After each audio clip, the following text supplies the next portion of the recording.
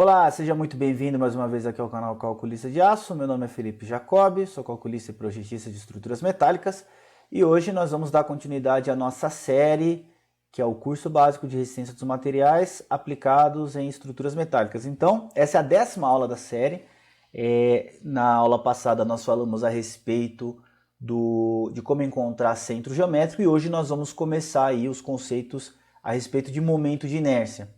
Se você caiu agora aqui e só quer aprender a parte de momento de inércia, pode assistir, não tem problema.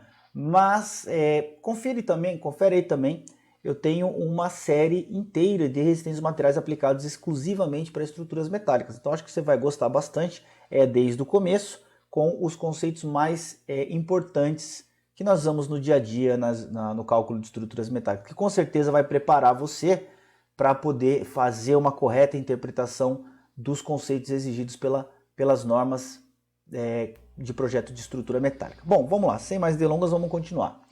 Bom, eu vou separar, provavelmente isso aqui vai ter 2 ou 3 aulas, essa parte de momento de inércia. Por quê? Eu não vou me aprofundar tanto nos princípios mais pormenorizados dos conceitos, mas também não vou fazer uma coisa muito superficial. Porque eu sei que essa propriedade geométrica é muito importante, mas pouca gente realmente entende fisicamente o que ela significa. Então nessa primeira aula eu vou fazer uma introdução ao conceito, mas na verdade trazendo mais para a parte da visualização física do que é o momento de inércia, e depois a gente vai partir para aplicações e de fato entrar nos teoremas dos eixos paralelos, teorema de Steiner e assim por diante, tá? Não vou ficar entrando em muita demonstração matemática, mas essa primeira aula é para te dar a correta observação física do que significa de fato a propriedade de momento de inércia. A área de seção transversal a gente sabe, a posição do CG a gente já sabe fisicamente o que significa. Agora, e o momento de inércia? O que é isso, né? Que monstrinho é esse? Bom, vamos lá. A minha demonstração ela vai ser um pouco exótica, tá? Então, espero que seja claro para você. Vou tentar ser o mais didático possível, tentar trazer o máximo possível essa visualização para o campo físico, que eu pelo menos sou assim, eu vejo, imagino as coisas fisicamente, aí me clareia bastante as ideias. Então vamos lá. Primeira coisa, quero que você imagine o seguinte, quero que você imagine que eu tenho uma barra reta, ok? Uma barra reta e eu coloco ela num ponto, tá? Num ponto aqui que só pode girar, tá? Só pode girar, ok? Esta barra reta só tá nesse ponto, não pode se deslocar horizontalmente, esse ponto, nem verticalmente, ela só pode girar, ok? E eu venho aqui e aplico então um momento fletor. Estou aplicando um momento, estou aplicando um torque, tá? Eu vim aqui e apliquei um torque, que eu vou chamar de M. Bom, você deve imaginar que se eu aplicar um torque aqui, imagina que essa barra é rígida, tá? Ou seja, ela não tem flexibilidade nenhuma, ela é completamente rígida. Isso não existe no mundo real, mas é só para ilustrar o conceito. Essa barra é completamente rígida. Na hora que eu aplico o torque, o que vai acontecer com ela? Ela vai começar a girar, tá? Ela vai começar a girar.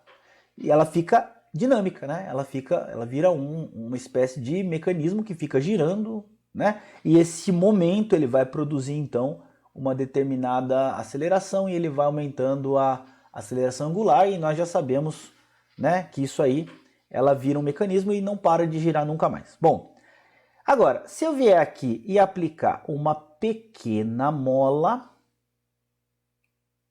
eu venho aqui e aplico uma mola, coloco uma mola aqui, ó, tá? Esta mola, eu vou dizer que ela é uma mola com um determinado K.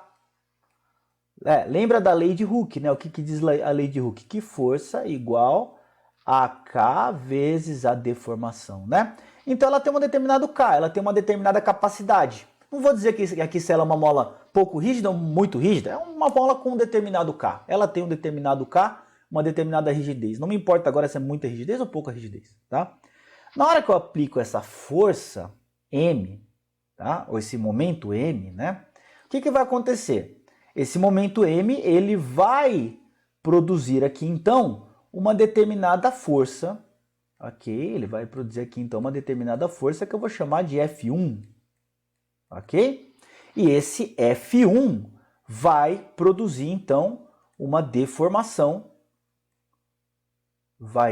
que vai permitir uma certa inclinação da minha barra fictícia, rígida, inexistente no mundo real, mas para o nosso exercício aqui suficiente. E esta barra então vai produzir uma deformação que eu vou chamar de x1. Ok? Bom, beleza, tudo certo, tudo perfeito, né? Até aqui tá tranquilo. Este momento produziu uma força e essa força produziu uma deformação.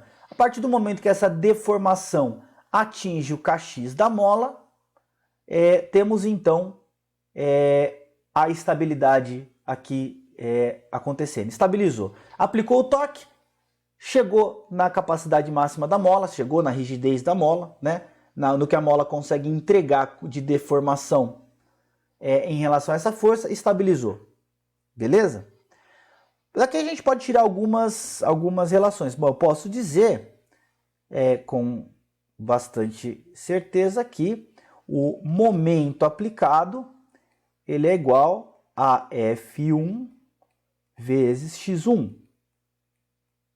Perdão, F1 vezes, aqui eu esqueci de colocar aqui, ó, uma distância que eu vou chamar de D1. Tá? Uma distância que eu vou chamar de D1. Beleza? Então, vai ser F1 vezes D1. Deixa eu colocar aqui D1.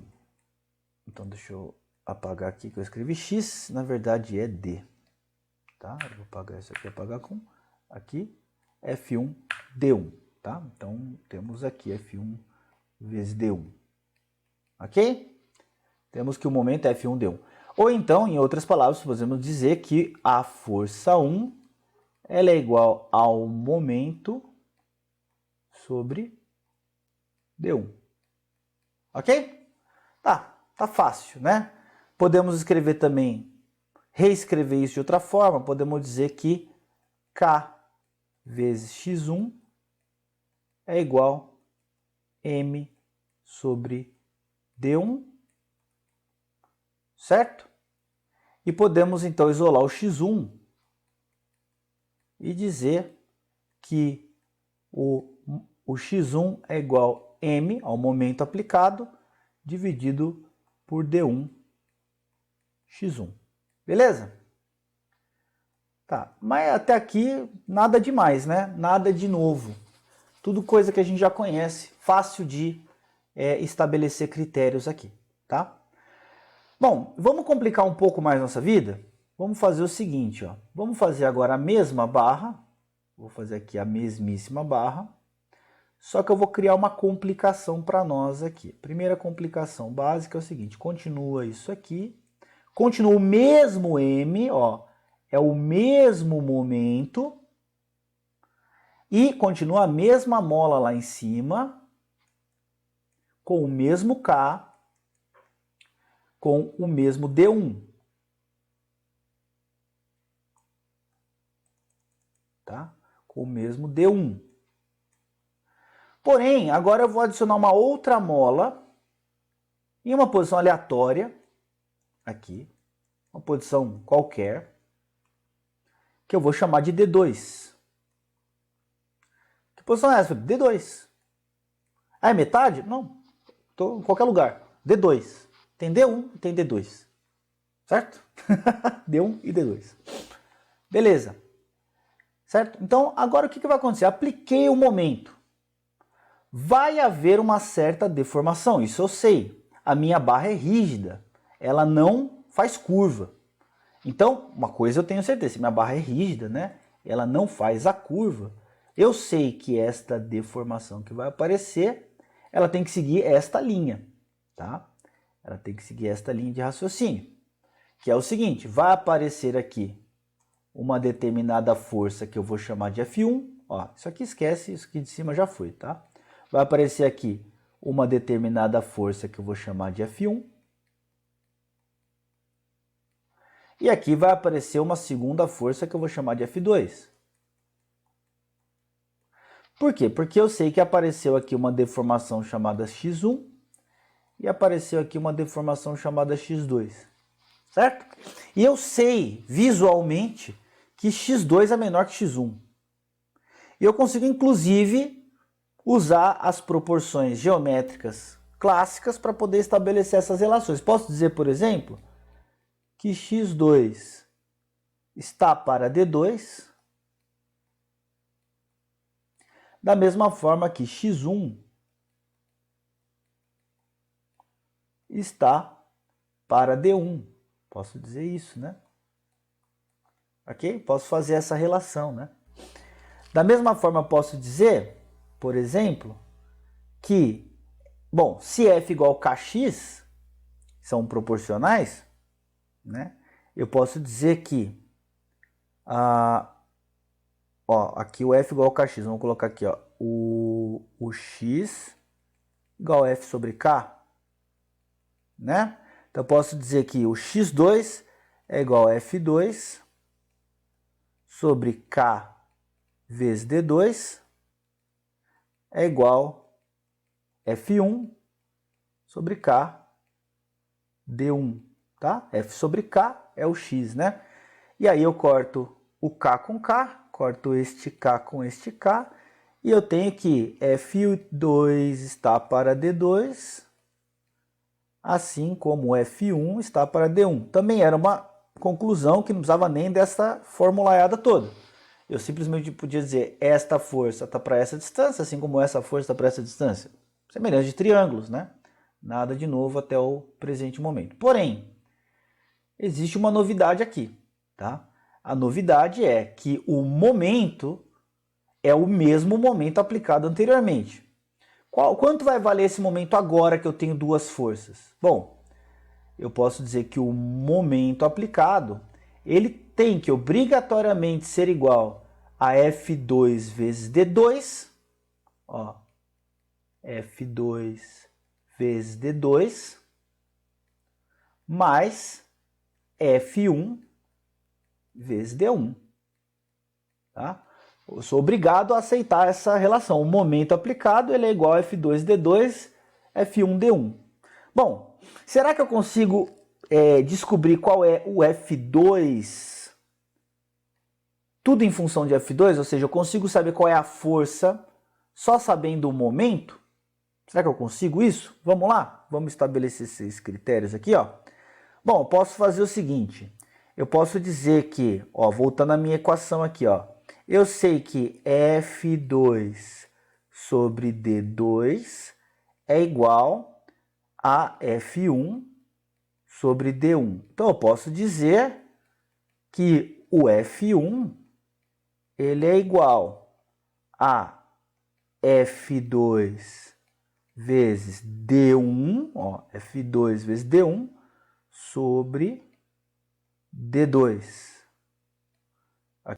Posso então fazer a seguinte experiência de pegar onde tem F1, jogar esta equação. Então posso dizer que o momento ele é igual a F2D2 mais onde tiver F1 eu jogo F2D1, ó. F2D1 sobre D2 vezes D1.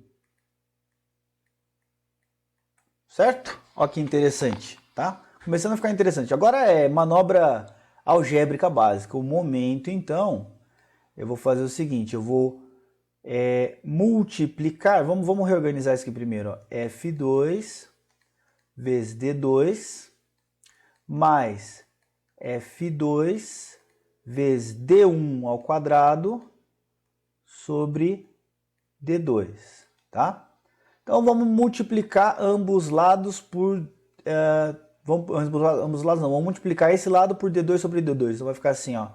O momento é igual D2 sobre D2, que equivale a 1, né? Vezes F2D2 mais F2D1 ao quadrado sobre D2. Isso aqui nos reorganiza da seguinte forma, que o momento é igual a F2 vezes D2 ao quadrado, ó, D2 ao quadrado, mais F2 vezes D1 ao quadrado, tudo isso dividido pelo D2. Ok? Bom, vamos reorganizar aqui, ó, de novo, né? Posso dizer então que M vezes D2 é igual, vou colocar o F em evidência, F vezes D1, D2 ao quadrado, mais D1 ao quadrado. Bom, o que aconteceu aqui?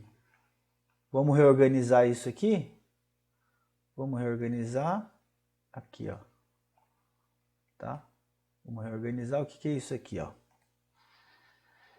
Reorganizando essa fórmula, eu digo que o F2, que eu vinha calculando até agora, né? F2, F2, F2. O F2, ele é igual a M vezes D2 dividido por D1 ao quadrado mais D2 ao quadrado. Certo? Ó, momento vezes D2 dividido por D1 ao quadrado sobre D2 ao quadrado. Bom, trocando em miúdos, o que significa? Que a força F2, ela vale o momento vezes a distância desta mola até a força, até esse ponto, né? Da base, do ponto de neutralidade até a mola, então F2 vezes D2, dividido pelo D2 ao quadrado mais D1 ao quadrado.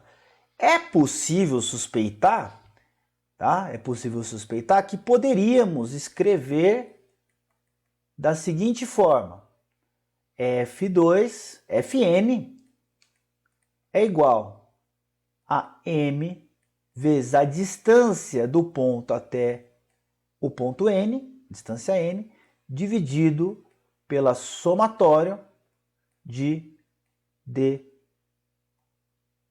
i terminando em N. Tá? Podemos dizer assim, di quadrado, perdão, di quadrado terminando em N. Será que essa formulação é válida? Bom, podemos testar em uma outra formulinha aqui, tá? Podemos fazer isso uma terceira vez, só que agora com 3. Então vamos fazer assim, ó, tem aqui um momento, mesmo momento, tá? Aqui uma mola, aqui outra mola e aqui outra mola. Todas as molas com o mesmo K, tá? Não vou mudar o K. Não vou mudar o K de jeito nenhum, tá? E aqui, obviamente, vai aparecer a minha deformação tal, certo? Essa deformação tal, que vai aparecer aqui um x1, que foi causado por um F1, que está a uma distância D1. D1. Aqui um x2, que é causado por um F2, e está a uma distância D2. E aqui temos um F3, que causou um x3, que está a uma distância D3. Ok? Beleza? Certo? Temos 3 agora. Se a gente chegar no mesmo formatinho, se por exemplo aqui, ó, eu pegar uma equação qualquer, né? E chegar na seguinte conclusão, pegar o F2 e ele ficar m vezes D2 dividido por D1 ao quadrado mais D2 ao quadrado mais D3 ao quadrado. Se isso for verdade, nós confirmamos então esse comportamento físico, né? Então vamos ver se é isso? Bom, vamos lá. Sabemos aqui que F1 está para D1, assim como F2 está para D2, assim como F3 está para D3. Podemos partir direto dessa premissa aqui que a gente já sabe, né?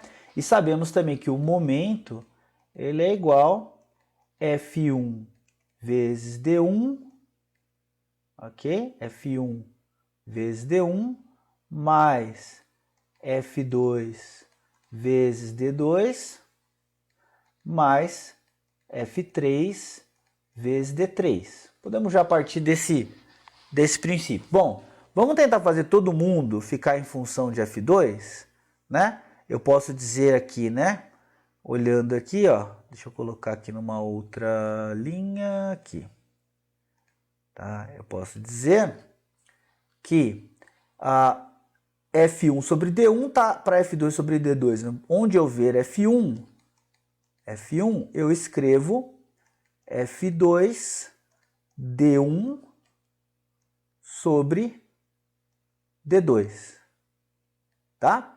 E onde eu ver F3, eu escrevo F2 D3 F2D3 sobre D2. Certo? Então, onde eu ver F3 e assim por diante, né? Então, aqui, vamos refazer aqui, ó. O momento fletor é igual, vamos lá? F2D1 sobre D2. F2D1 sobre D2 vezes D1. Ok? F1, D1.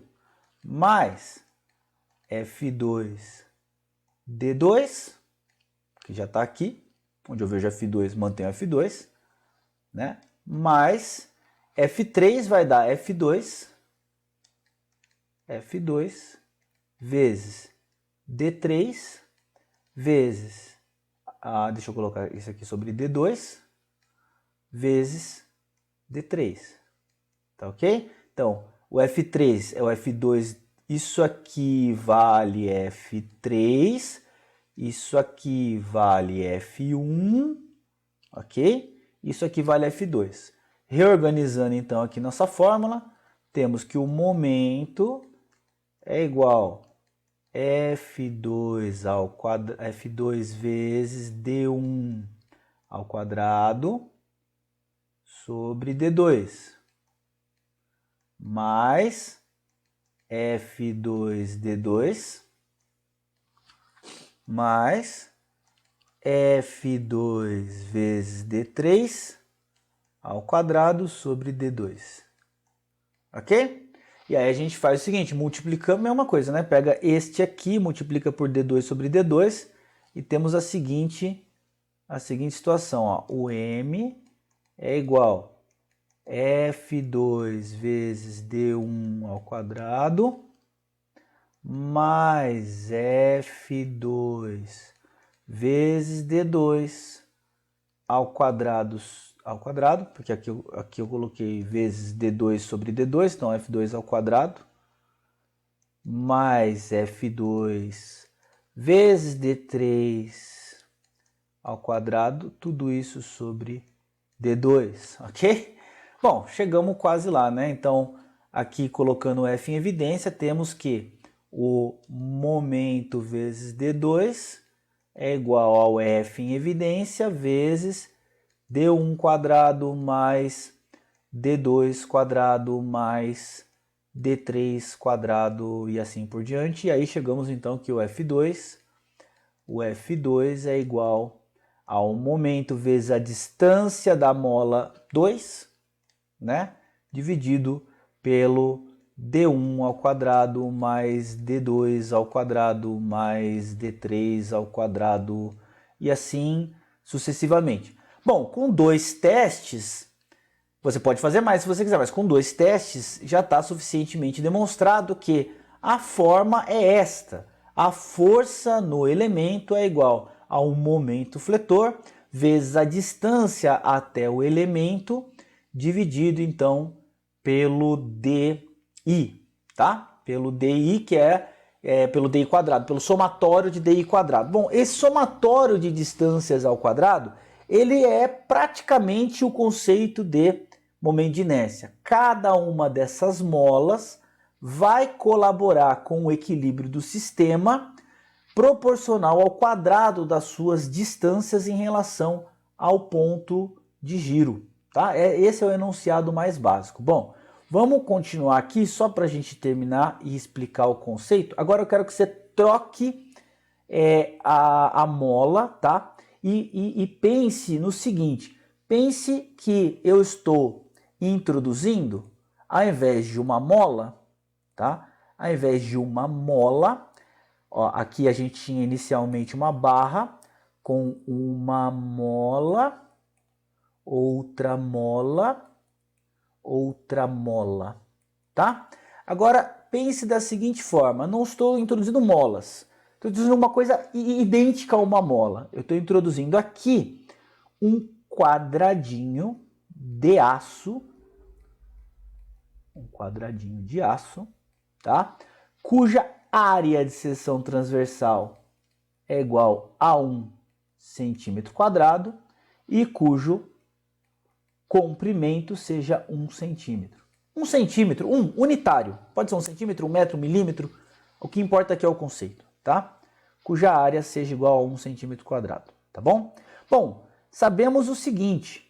Sabemos que para alongar este quadradinho, lá na primeira aula nós introduzimos o conceito, né? Nós dissemos que a tensão atuante, ela é o módulo de elasticidade vezes o epsilon, que é a taxa de alongamento, certo? Módulo de elasticidade vezes o epsilon.